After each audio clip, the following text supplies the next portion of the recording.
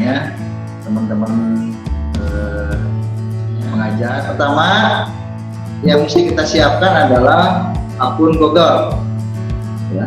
Akun Google. Nah, akun Google itu kita bisa di sini masukkan atau kita bisa buat. Nah, kalau misalnya di sininya akun yang masih punya atau orang lain, maka kita tinggal check out ya. Kita masukkan akun yang kita punya. Jadi biasanya kalau komputer yang sering kita pakai bersama-sama ya, di sini yang aktifnya misalnya akun guru A, kita langsung pakai, maka nanti yang aktif di sana adalah akun guru A tersebut. Maka salah satunya adalah kita harus keluar dari akunnya, selanjutnya nanti kita masukkan akun yang kita punya. Oke, nah caranya adalah mudah sekali. Kita masuk ke tab ya, atau menggunakan Chrome. Di sini kita tinggal tulis Classroom. Nah, ini kita tinggal tulis, masukkan ke Classroom.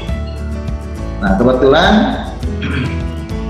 kalau di saya sudah ada ya. Kalau yang Bapak Ibu yang dulu di sini masih kosong ya.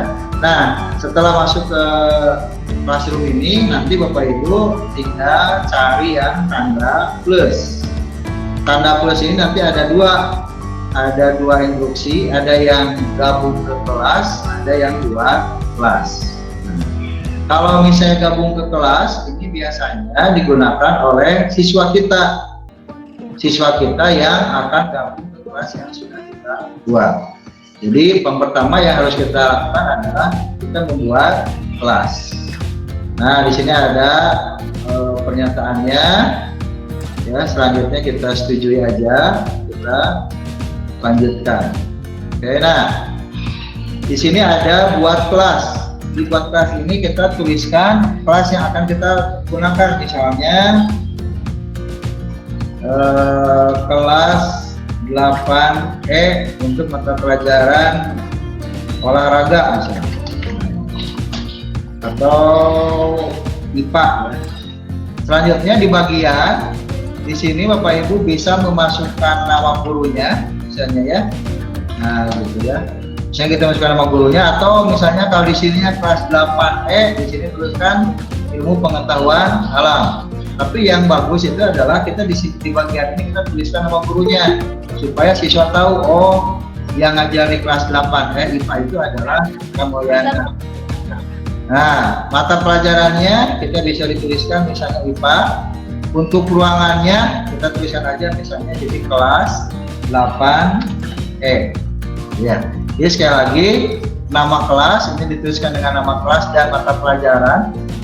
Untuk bagiannya kita tuliskan nama pengampunya atau gurunya. Mata pelajaran ini sesuai dengan mata pelajaran. Ruang digunakan untuk ruang. Ya. Nah, setelah itu Bapak Ibu tinggal buat. Maka ketika dibuat, kita langsung mendapatkan kelas yang baru. Nah, jadi kelas 8E IPA Kamulyana. Ya, di mana mata pelajaran dan ruang itu nanti di sini. Ketika klik di sini kita tahu mata pelajarannya apa, ruangannya adalah. Oke, kita awalnya lanjut dengan peserta didik. Nah, di sini ada beberapa menu yang Bapak Ibu dapat dipakai. Yang pertama adalah forum. Forum di sini Bapak Ibu bisa membuat sebuah pengumuman ya. Misalnya di sini selamat datang misalnya ya. Nah, selamat datang di kelas virtual IPA kelas virtual 8E IPA. Nanti di sini ada pilihan. Misalnya Bapak Ibu sudah membuat kelas IPA itu ada 10. Nah, Bapak Ibu tinggal diklik aja ini. Jadi nanti semuanya akan di-share secara bersama-sama ya. Jadi kalau misalnya Ibu punya kelasnya 10, Bapak Ibu tinggal diklik aja mana yang akan pengumuman tersebut di-share ke kelas yang Bapak Ibu inginkan. Jadi tidak usah satu-satu Bapak Ibu menulis selamat datang Ibu ya. Nah, cuman mungkin untuk kalau misalnya menggunakan ininya secara keseluruhan atau banyak, maka di sini jangan ditulis 8E-nya. Misalnya di sini selamat datang di kelas virtual 8. Nah, IPA misalnya ya. Berarti kita bisa dilihat, bisa dimasukkan kelas 8 mana saja yang tergabung ke dalam kelas Bapak Ibu semuanya. Nah, itu adalah untuk kelasnya. Sekarang untuk siswanya. Untuk siswanya juga sama, apakah pengumuman tersebut hanya diberikan untuk satu siswa, 1-2 siswa, atau ke seluruh siswa. Kalau misalnya seluruh siswa, maka di sini kita bisa klik seluruh siswa. Kalau masing-masing, maka di sini kita bisa hanya siswa-siswa tertentu yang kita berikan pengumuman.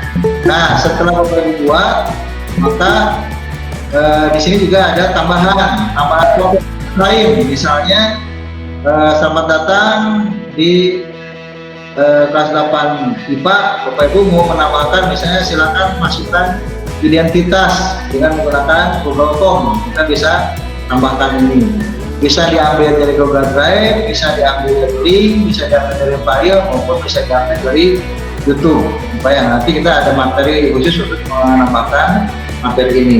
Jadi di sini kita langsung bisa ditambahkan juga informasi yang kita berikan, misalnya data-data mengenai materi, atau misalnya silabus, atau misalnya video pembelajaran. Nah, jadi kita bisa buka di sini. Nah, setelah selesai, maka Bapak Ibu tinggal diklik posting. Di sini ada simpan draft, ada dijadwalkan, ada di posting. Jadi yang disebut dengan disimpan draft itu Bapak Ibu buat dulu, nanti dikirimnya nanti. Nah, dari sekarang Bapak Ibu sudah mulai dibuatkan jadwal-jadwalnya, simpan materi-materinya apa saja yang akan Bapak Ibu share, itu simpan di draft. Ketika kita tidak menekan posting, maka data ini tidak akan disampaikan terhadap siswa. Jadi penyampaiannya adalah menggunakan posting. Nanti ini kapan pengumuman ini akan diberikan. Misalnya diberikan pengumumannya nanti, sekarang kan tanggal 26, misalnya pengumumannya diberikannya nanti tanggal 27 jam 8 bisa dijadwalkan, maka secara otomatis ini akan disampaikan pada tanggal 27 jam 8. Nah, gitu ya. Nah, itu. Jadi pilih kelasnya nanti ini yang sudah terhubung dengan kelasnya. Itu untuk terjadwalkan. Misalnya kita ingin dirubah lagi, di sini jadwalnya dihapuskan, misalnya boleh kita buat yang lain lagi. Nah, itu adalah salah satu fungsi daripada forum. Selanjutnya yang kedua adalah tugas kelas. Nah, tugas kelas di sini ada beberapa media, ada beberapa alat yang mesti kita pakai. Yang pertama misalnya di sini adalah klik buat. Di sini ada tugas. Di sini ada, kalau tugas ini biasanya untuk tugas-tugas sederhana gitu ya.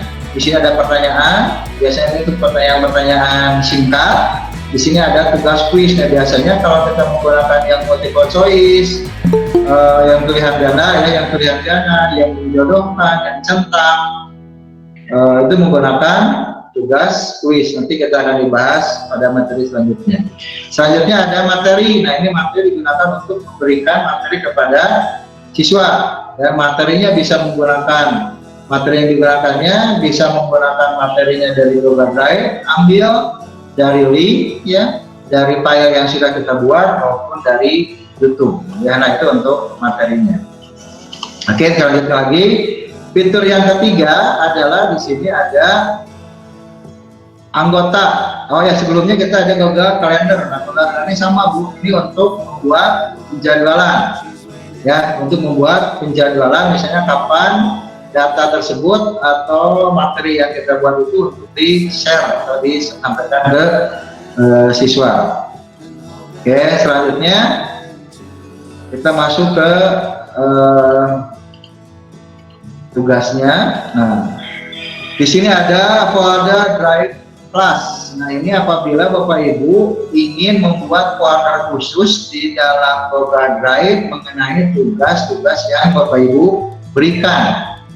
Nah, nanti di sini ada khusus foldernya. Misalnya di Drive saya di Classroom, di sini Bapak Ibu membuat satu folder yang khusus untuk kelas 8E yang bisa dibagikan.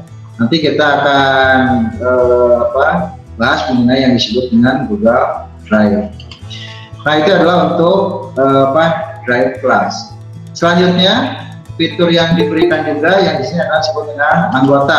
Nah, di sini anggota itu terdiri dari dua, ada yang disebut dengan guru, ada yang disebut dengan siswa. Nah, kalau siswa ini otomatis yang beranggotakan adalah siswa. Guru pertama ada guru kedua. Yaitu kemudahan. Jadi nanti kalau misalnya di sini posisi ibu misalnya sebagai siswanya adalah siswa kita, siswa yang ada di kelas 8E. Nah, untuk gurunya juga bisa 2 orang atau 3 orang. Jadi bisa kita bisa memasukkan kepala sekolah dan bisa juga memasukkan wakasan kurikulum. Nah, jadi misalnya gurunya ada 3, fungsi itu apa? Fungsinya sebagai media pengawasan, ya, media pengawasan. Jadi kepala sekolah bisa melihat aktivitas yang dikerjakan oleh guru. Juga wakasan kurikulum juga bisa melakukan atau melihat pekerjaan atau kegiatan yang dilakukan oleh guru. Ya, jadi pengawasannya di sini bisa langsung secara online, tidak usah menanyakan, Bu, sekarang ngajar tidak pematerinya, siswa yang hadirnya berapa? Nah, itu kita tidak usah lagi dengan menggunakan itu. Ibu kepala atau wakasek kurikulum tinggal lihat aja di sini tugasnya apa, diskusinya seperti apa, ya, anggota yang mengikutinya siapa saja. Dan yang terakhir di sini adalah nilai. Jadi nilai ini nanti akan merupakan pengganti daripada buku nilai. Sehingga kalau misalnya di sini guru dan wakasek kurikulum misalnya ketika melihat nilai bisa mengetahui berapa tugas yang diberikan, berapa siswa yang sudah mengerjakan, berapa siswa yang sudah dinilai sama Bapak Ibu, ya, sama gurunya, sehingga dan nilai yang diberikan berapa. Jadi untuk kontrolnya kita bisa melakukan bersama-sama, ya.